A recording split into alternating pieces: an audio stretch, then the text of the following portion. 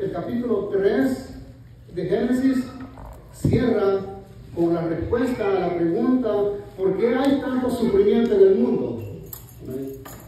¿Por qué sufre la gente? ¿Por qué el dolor? ¿Por qué la pobreza? Se preguntan mucho. ¿Por qué la enfermedad? ¿Por qué la muerte? ¿Por qué las guerras? ¿Por qué el odio? ¿Por qué el rencor? Y tantas cosas. Amén. La gente vive preguntándose este tipo de preguntas. Amén. Y la respuesta es simple: el hombre desobedeció a Dios. Amén. El hombre quiso gobernarse a sí mismo.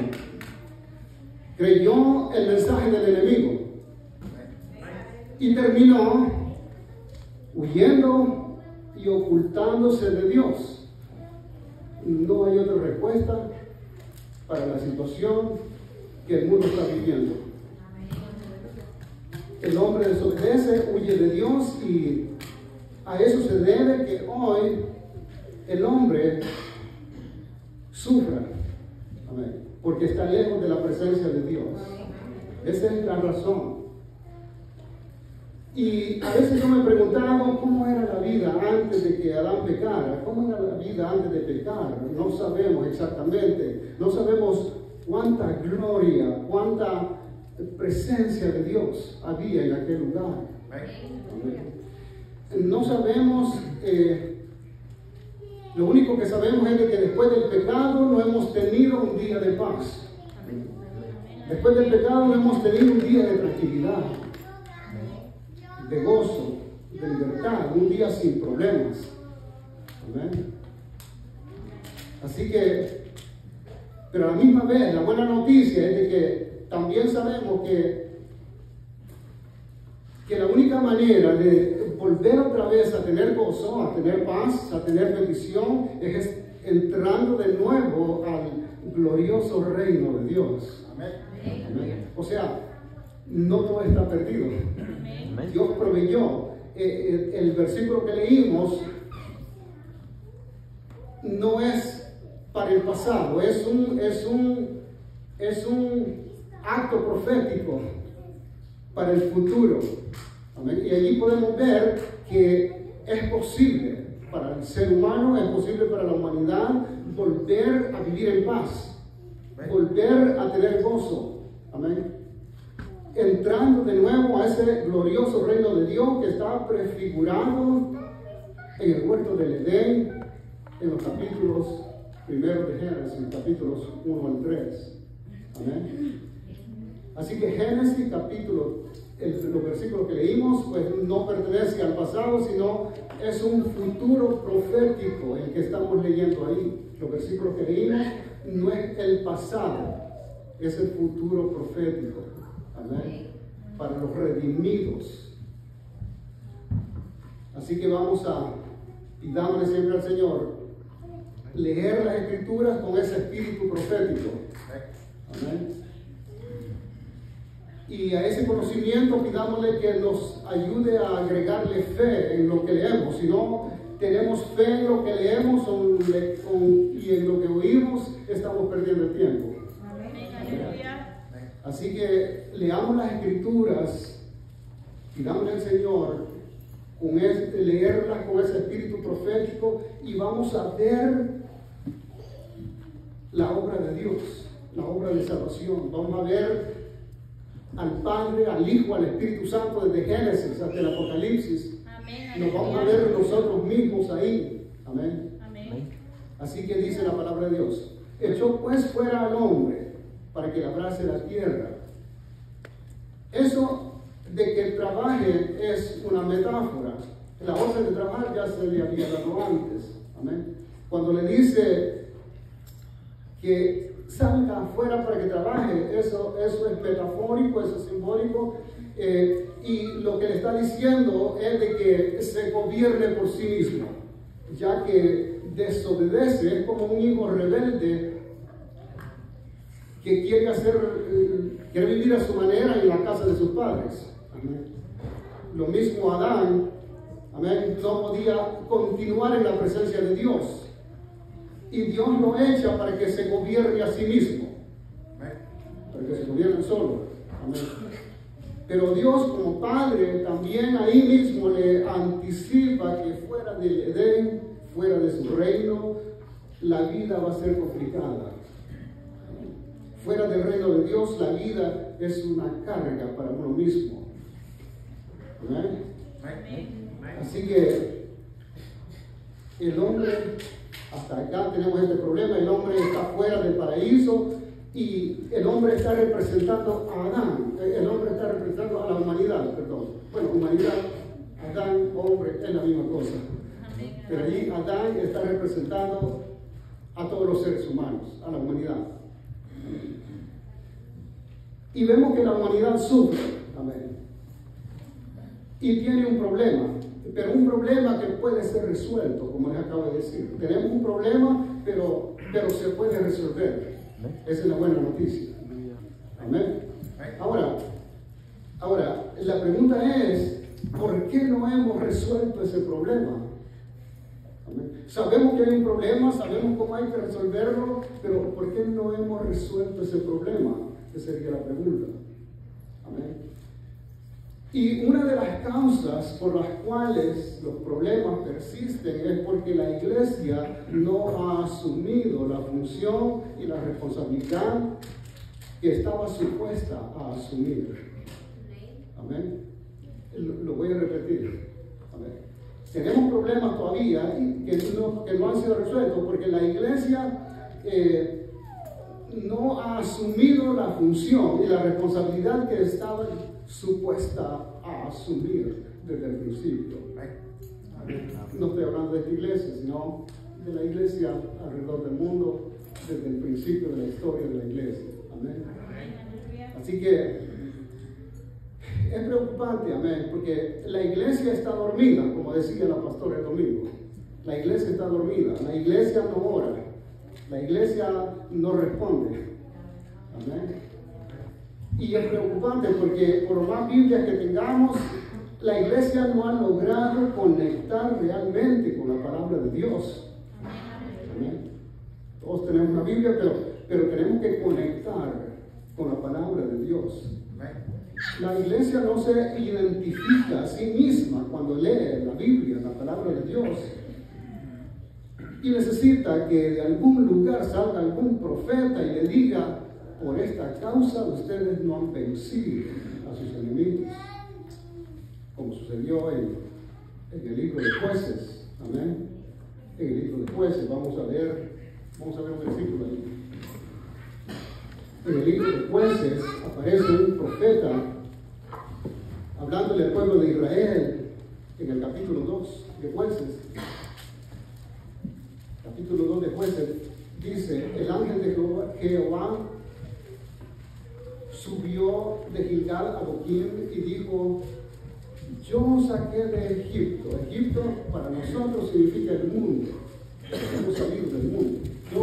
Yo os saqué de Egipto y los introduje en la tierra de la cual había jurado vuestro padre, diciendo: no invalidaré jamás mi pacto con vosotros, con tal que vosotros no hagáis pacto con los moradores de esta tierra, cuyos altares habéis de derribar.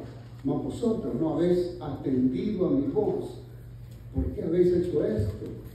Por tanto, yo también digo: no les echaré delante de vosotros, sino que serán azote para vuestros costados, y sus dioses, o sea, los ídolos de este mundo, serán por tropezadero. Amén. O sea, las cosas materiales, las cosas por las que nos afanamos muchas veces, nos impiden buscar más de la presencia de Dios y vivir en victoria, vivir en bendición.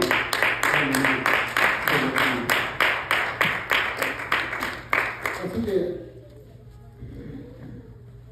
a veces por eso es que la iglesia parece ser más un pueblo que sufre que un pueblo que está en victoria, porque necesitamos más buscar la presencia del Señor. Aleluya. Ahora vamos a interpretar un poco el pasaje que leímos, Génesis 3. Vamos a interpretar un poco el pasaje. Ahí se habla de varias cosas. Se habla de un Edén, se habla de querubines, se habla de espada, De una espada encendida se habla del camino al árbol y se habla del árbol de la vida. Son 5 cosas de las que nos habla el versículo que leímos ahí. Y Edén está representando ahí el reino de Dios. Edén es el reino de Dios. Los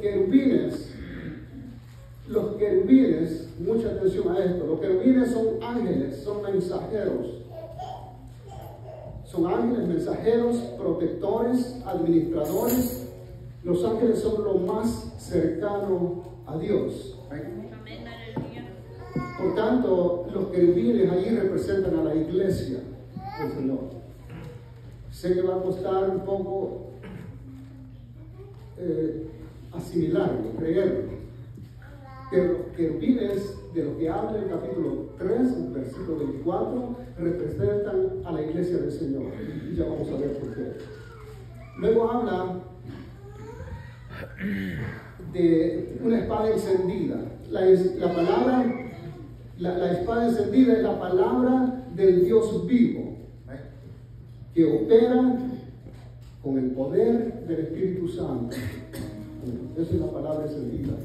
El camino al árbol es el plan completo de salvación trazado por Dios. El árbol de la vida es el testimonio de nuestro Señor Jesucristo. Es su obra salvadora a través de su misma muerte. Amén. Traten de mantener esto en mente. Ahora enfoquémonos en los querubines y veamos por qué yo les digo que son un prototipo de la verdadera iglesia del Señor. El pasaje que leía la hermana al principio decía: seréis llamados ministros de Dios. Amén. Y si buscamos más versículos en la Biblia, está, como les he venido diciendo, estamos ahí nosotros. Estamos como se nos va a llamar. Y generalmente cuando la Biblia hace una referencia a nuestro Señor Jesucristo, es casi seguro que ahí vamos a estar nosotros también. Así que por esa razón, cuando hablamos de esos querubines, se trata de la verdadera iglesia del Señor. Amén. En primer lugar, porque la escena que leímos ocurre aquí en la tierra. Amén. El Edén estaba aquí en la tierra. Adán estaba aquí en la tierra. Todo lo que sucedió aquí en la tierra. Ocurrió en la tierra, no en el cielo. Amén. Por tanto, estamos ahí nosotros con nuestro Señor y Salvador Jesucristo. Los ángeles, como les decía, los querubines son ángeles, son seres de luz. Y nosotros somos la luz del mundo, dijo Jesucristo. Por tanto, la iglesia debe ser más responsable en los privilegios que el Señor le ha dado. Entender los privilegios que tenemos y ser responsables con lo que la Biblia dice que somos. Amén. Hallamos raro de que nos digan que somos los querubines del capítulo 3, pero porque no hemos asumido realmente la responsabilidad que tenemos de ser luz, la luz de este mundo. Eso dijo Jesucristo: vosotros sois la luz del mundo. Los querubines están para escuchar, están para obedecer. Los querubines ejecutan la voluntad de Dios a la velocidad de un rayo. No lo piensan 2 veces, como a veces Dios nos manda a hacer algo a nosotros. Tenemos que volar cuando el Señor necesita que nosotros hagamos algo en su obra. Y para eso estamos, dice la Biblia. La Biblia dice que la iglesia está para administrar, para guardar, para proteger. ¿Amén? Los ángeles son lo más cercano a Dios. Y por tanto es la iglesia, porque no hay nada más cercano a Dios que la iglesia. ¿No? A menos que usted tenga otra idea, pero no hay nada más cercano a Dios aquí en la tierra que es la iglesia del Señor. Somos el cuerpo de Cristo. Amén. Amén. Por tanto estamos al lado de Dios, porque Cristo está al lado de Dios y somos su cuerpo. Él es la cabeza, dice la Biblia. Así que creamos, eso es todo lo que tenemos que hacer, creer lo que dice la palabra del Señor. La Biblia llama expresamente ángeles a quienes están al frente de una obra aquí en la tierra. Dios les llama ángeles. 7 veces en Apocalipsis les dice: escribe al ángel de la iglesia. Por tanto, somos ángeles, los ángeles de Dios. Amén. Si lo creen o no lo creen, es lo que puede.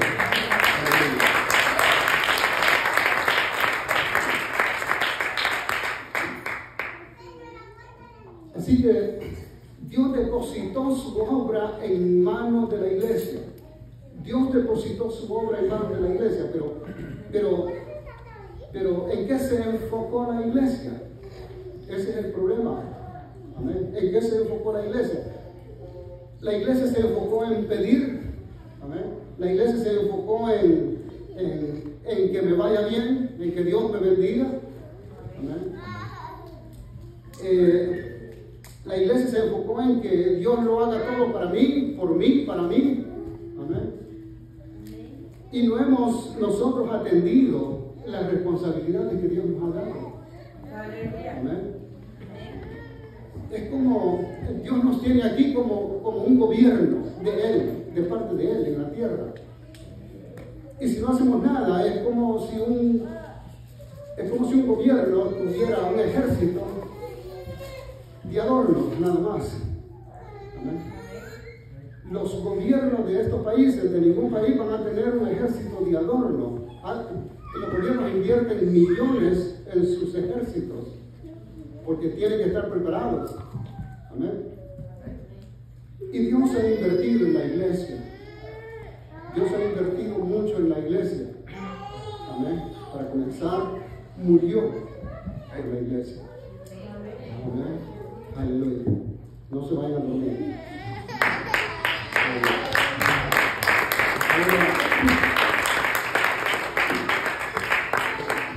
Ahora veamos cuál es el trabajo que Dios le encargó a los querubines aquí en la tierra. Porque acuérdense que esos querubines no están en el cielo. Esos están aquí en la tierra. El Edén estuvo aquí en la tierra, no en el cielo.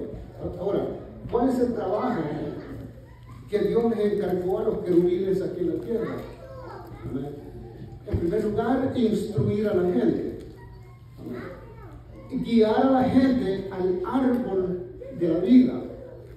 Amén. Los querubines tienen que vivir con la Biblia en la mano, en otras palabras. Amén. Los querubines tienen la tarea de herir a la serpiente en la cabeza y destruir los argumentos del enemigo. Amén. Amén. Por eso dice herir en la cabeza, porque los argumentos están en la cabeza. Amén. Y no hay otra forma de desbaratar argumentos si no es buscando más el conocimiento de Dios. Amén. Ese es el trabajo de nosotros, destruir los argumentos del diablo. Amén. O sea que tenemos una lucha frontal contra el enemigo. Amén. Porque es una lucha diferente. El diablo puede mandar demonios a hacer tropezar a cualquiera en alguna tentación. Pero cuando se trata de buscar el conocimiento de Dios, el diablo viene personalmente, no mata a nadie. Viene y dice la Biblia que cuando alguien recibe la palabra y no la atesora, viene el diablo, dice, y la quita. Amén.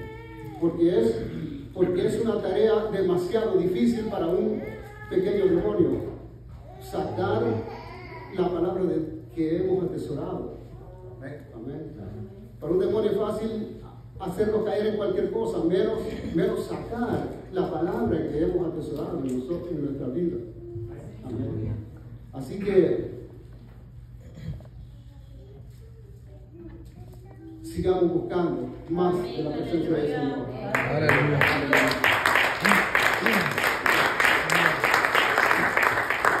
Cuando alguien busca ese conocimiento de Dios, inmediatamente viene el diablo para confundir, viene para mezclar el mensaje, así como lo hizo con Eva. Amén. Viene para mezclar el mensaje con la mentira, para engañar. Amén. Así que una de las cosas que los querubines tienen que hacer es cuidar la pureza de la doctrina. La doctrina es un tesoro. Amén. Y los querubines están para proteger la pureza de la doctrina. Y Dios va a juzgar a muchos que dicen ser iglesia, pero no aman la palabra. El juicio va a ser en forma de confusión. Si el que no ama la palabra, va a venir juicio sobre él en forma de confusión, como les pasó a los de Babel, a los de la Torre de Babel. Amén. Y ya se empiezan a ver locuras en muchas iglesias. Iglesias que ya están confundidas porque nunca amaron la palabra del Señor. Amén. Así que, ¿por qué sucede eso? Porque los querubines están dormidos. Amén. En Mateo capítulo 13, verso 35, le preguntan a Jesús, es una parábola de un patrón que tiene un plantío, pero en ese plantío, en esa plantación, de repente aparece cizaña, y los hombres le preguntan, ¿cómo es que apareció la cizaña en medio del trigo? ¿Cómo es que apareció la cizaña en medio del trigo? Y le dicen, ¿quieren que la cortemos? Y él dice, no, porque podríamos arrancar también el trigo. Y le preguntan, ¿y cómo fue que pasó? ¿Cómo fue que apareció cizaña en medio del trigo? Y él les dice, expresamente, lo pueden leer ustedes ahí, en Mateo 13:35, mientras los hombres dormían, vino el enemigo y sembró cizaña. Mientras los hombres dormían. Okay. Cámbiale la palabra hombres y póngale querubines. Iglesia, los miembros, el pueblo de Dios, estaba dormido y vino el enemigo, que ustedes ya saben quién es, y sembró cizaña. Y comienza la confusión. Amén. Aleluya. Gloria al Señor. Así que los querubines no están para impedir el paso a comer del árbol de la vida. Amén.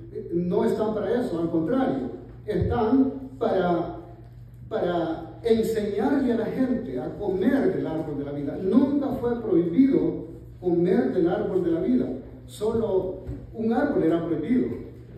Amén. Habían dos, pero solo uno era prohibido.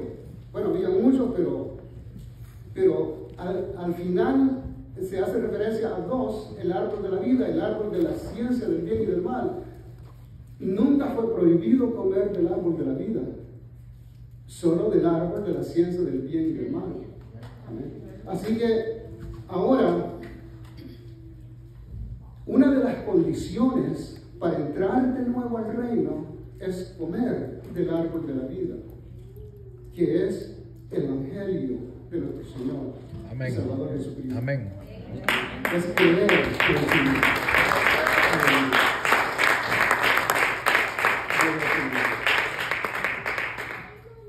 Así que el mundo pues tiene su propia visión, que no conoce la visión de Dios. Dios no tiene problemas con que el hombre aspire a reinar. Amén. Dios no tiene problema con el hombre que tiene aspiraciones de reino. Al contrario, lo creó precisamente para que reine. Amén. Pero tiene que ser bajo sus propios términos, bajo sus propias leyes. Amén. La visión del hombre es como la de Satanás, que dijo: voy a subir arriba y voy a establecer mi reino allá en las alturas. Esa es la visión del hombre. Amén. Pero la visión de Dios es que el hombre reine aquí en la tierra. Dice Daniel: y fueron puestos tronos. Amén. Esa es la visión de Dios, diferente a la visión del hombre. Dios no necesita reyes en el cielo.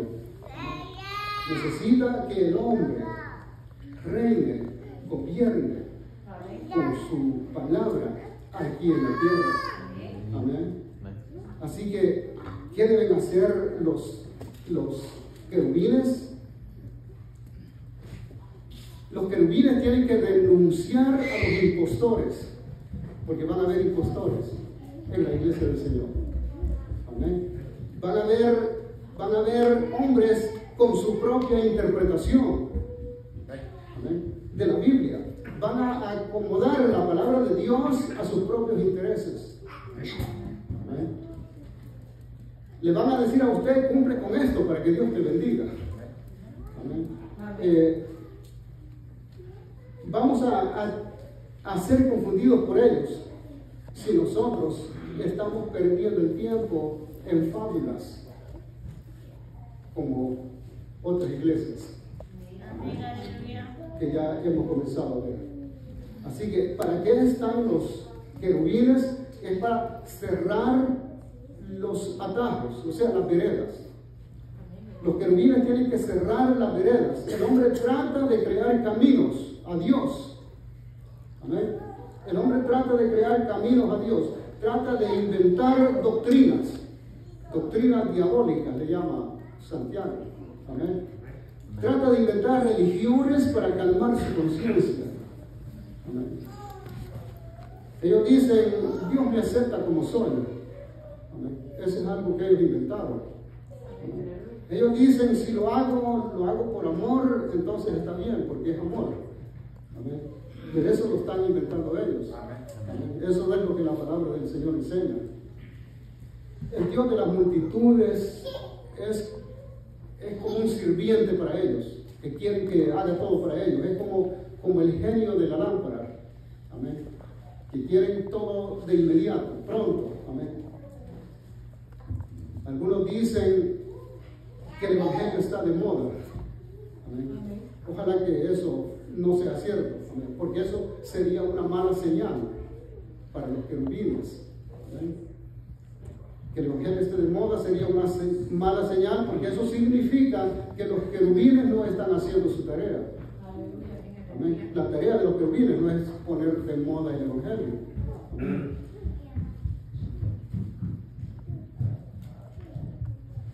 Si el evangelio está de moda, como dicen algunos, es porque la puerta ya no es estrecha.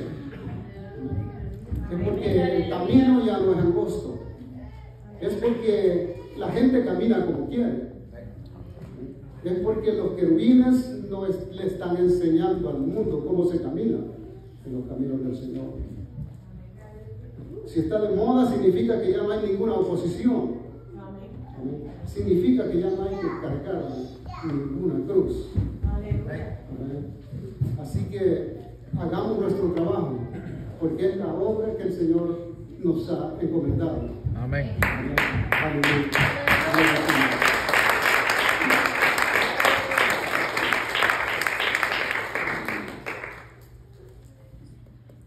Dice en Apocalipsis: al que venciere le daré a comer del árbol de la vida.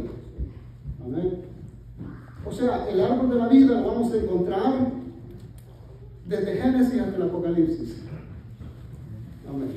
El que venciere le daré a comer del árbol de la vida, el cual está en medio del paraíso de Dios, en medio del reino de Dios, en medio de la iglesia del Señor. Amén. Y cuando leemos Este versículo de Apocalipsis, si quieren leanlo, o por lo menos tengan la Biblia abierta ahí en Apocalipsis 2:7, dice: al que venciere le daré a comer del árbol de la vida. Amén. Es un versículo que también no es del pasado, es para el presente. Es para el presente, no es ni es para el futuro tampoco. El que venciere le daré a comer del árbol de la vida. Eso no es para el futuro, es para el presente. Es una ley. Amén. No es una promesa, es una ley para el presente. Lo hemos tenido como una promesa, pero es una ley para el presente. El que venciere le daré a comer del árbol de la vida. Llévense esto en la mente. Esta no es una promesa para el futuro, es una ley para el presente. O sea, usted se tiene que mantener venciendo todos los días. Amén. Tiene que vencer para comer. Amén. Tiene que comer para vivir. Y tiene que vivir para comer. Amén. Del árbol de la vida. Los 7 mensajes del Apocalipsis, como les decía, los 7 mensajes del Apocalipsis, capítulos 2 al 3 de Apocalipsis, no son para el futuro, son para el presente. Amén. Al que venciere, dice allí, Apocalipsis 2:7, al que venciere en la misión que le he encomendado, al que venciere en la misión que le he encomendado, al que se mantenga venciendo, amén, al que viva en victoria, le daré derecho a comer del árbol de la vida. Amén. Amén. Así que el alimento y la vida son dos cosas juntas, inseparables. Es la misma cosa prácticamente. Amén. Quien está vivo es porque está comiendo. Amén. Y viceversa. Amén. Así que mantenerse en victoria y comer del árbol de la vida todos los días debe ser algo continuo para cada uno de nosotros. Amén. Así como usted recibe un salario continuo por un trabajo continuo. Amén. Así es la promesa de comer del árbol de la vida. Amén. Para los que viven en victoria, la lucha es continua, pero también los galardones son continuos.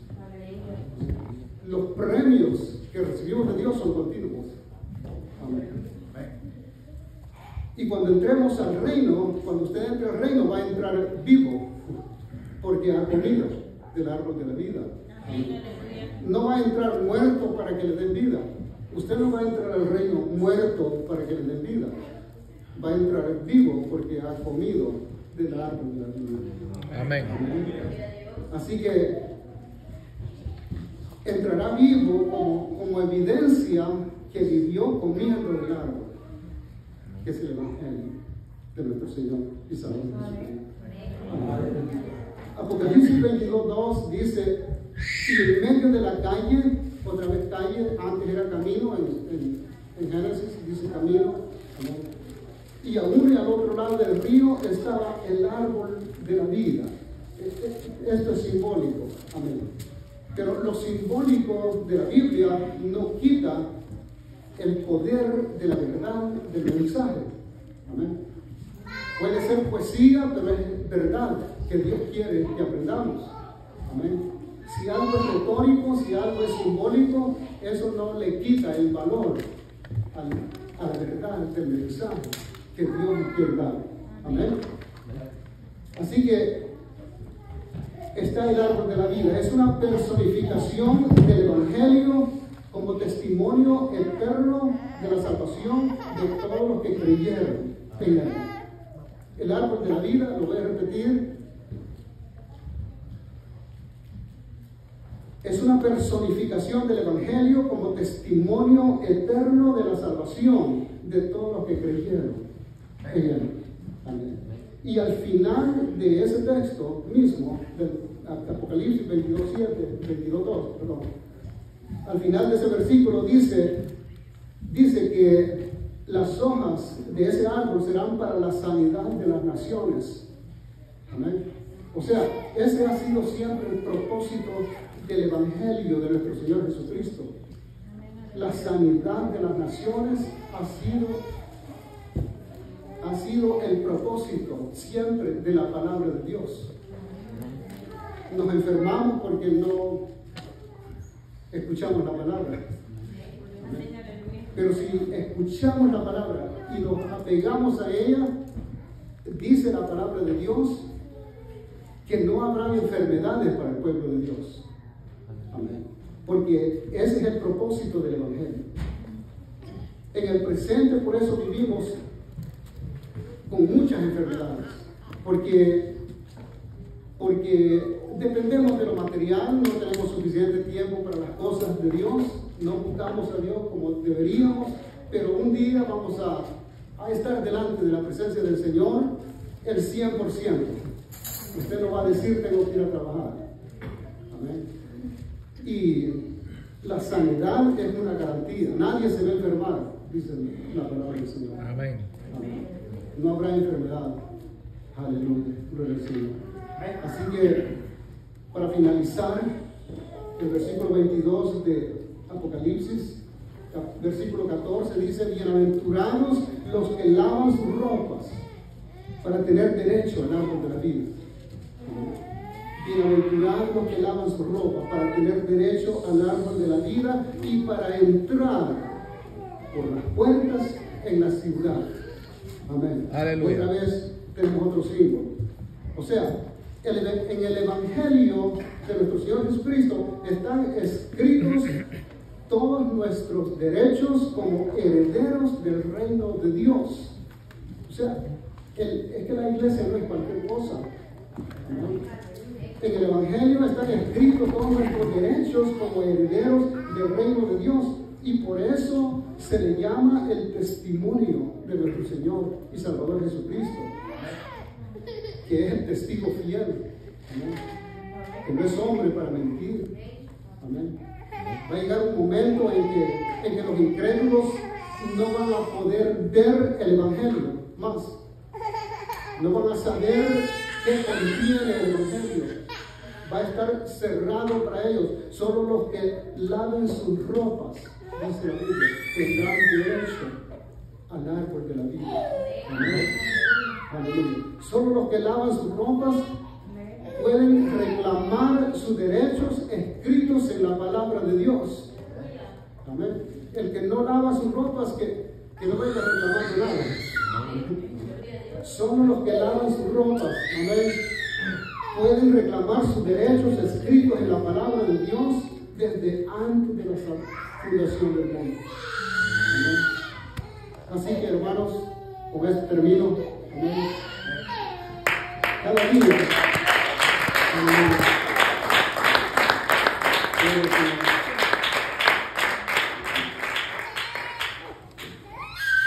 Cada día es un día de limpieza para nosotros como pueblo de Dios.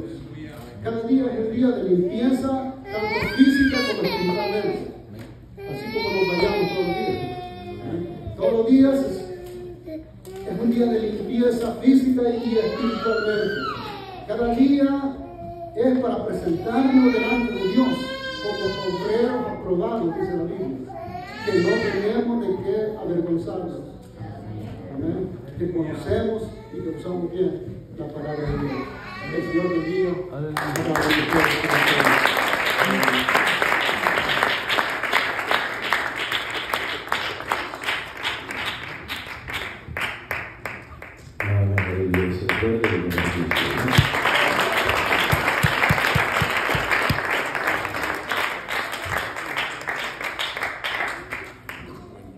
Dios que siempre está hablando de la iglesia, ¿verdad? Así que ya saben que cada día hay que enviarnos más y más de su palabra, ¿verdad?